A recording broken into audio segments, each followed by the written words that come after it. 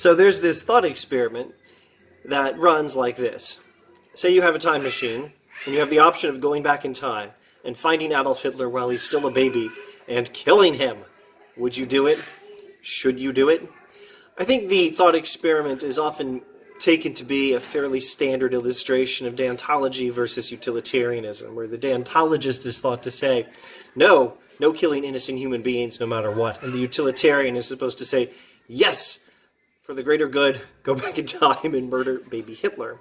Now, on his podcast, Ben Shapiro has, on I believe several occasions, observed that, well, first of all, that you should not go back and murder baby Hitler. That would still be wrong, taking what we think of as the deontological approach. But also, Shapiro has observed you have another option. You can go back in time and influence baby Hitler so he doesn't become Adolf Hitler, or at any rate, not the evil version of Adolf Hitler we know from our own history.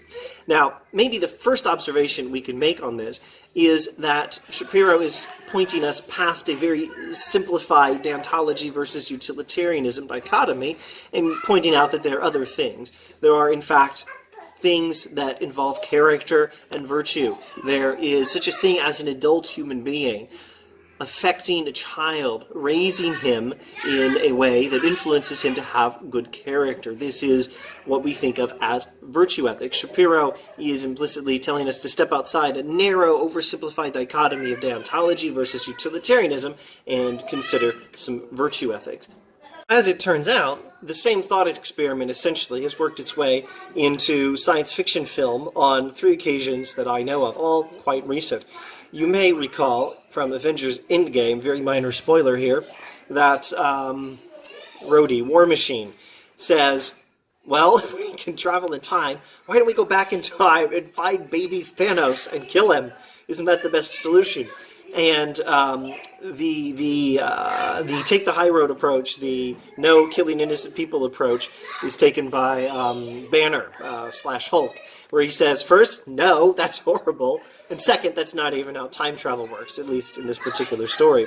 Well, there's 2 other things that I think go in a more insightful route, giving us the same answer as Shapiro. So in Travelers Season 3, Agent McLaren is assigned to kill the child who in the future will grow up to be some kind of mass murderer. And for a while it looks like it's a fairly simple case. The oversimplified deontology versus utilitarianism. Is he supposed to, morally speaking, kill the child for the greater good, or is he supposed to observe the rule, never kill an innocent human being, because the child is currently innocent, or awfully close to innocent, certainly not deserving to be shot in the back of the head? McLaren is disturbed by the whole assignment, and it turns out he doesn't do it. But it also turns out that the reason he doesn't do it is that what he did do instead changed the future. And what he did was he spent some time with this kid, treated him with respect, imparted good character to him. The best way to capture what happens in this episode, I think, is the language, or at least the best I know of, is the language from The Abolition of Man by C.S. Lewis. A recent text, but a text in the very ancient natural law and virtue ethics tradition. Lewis says the goal of character formation is old birds teaching new birds how to fly. It's mature human beings who have learned the proper function of the human being and who have good character, imparting that good character to the next generation. McLaren does this to this kid, and it changes the future. The future sends him a new mission. He doesn't have to execute the kid anymore. And while it initially looked like the greater good meant killing the innocent human being, I think the last word in the episode is you can't argue with the results, because it turns out the greater good is character formation. That's what leads to the best results, and it also satisfies our obligations. 1, to treat the kid with respect, not kill the innocent kid, and 2, seek the greater good. All of these obligations are united and harmonized when we observe the requirements of virtue ethics. This, I think, is the lesson of this story.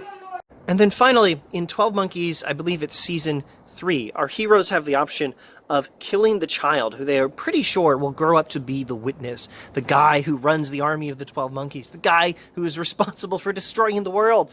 It looks like a standard case of fulfill your obligation and not harm innocent children, or for the greater good, kill the child. And what do? Well, they don't kill the child.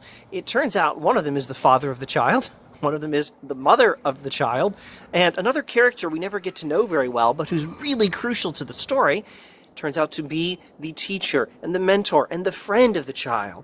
And no one kills the child at this time, and instead they act according to their obligations, the obligations that attach to the role of father or mother or teacher or friend or mentor. And as it turns out, this kid grows up to be one of the good guys. He doesn't become the witness. He becomes a good guy who helps them fight the bad guys. Why? Because they acted according to the obligations that attach to their roles as father, mother, friend, mentor. In other words, the stuff of virtue ethics is what saves the day.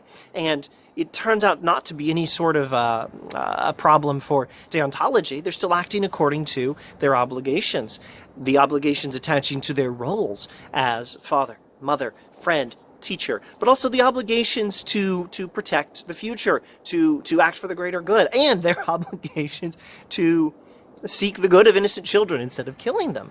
And the results speak for themselves. The results are good. So virtue ethics helps to harmonize this perceived conflict between greater good and moral obligations.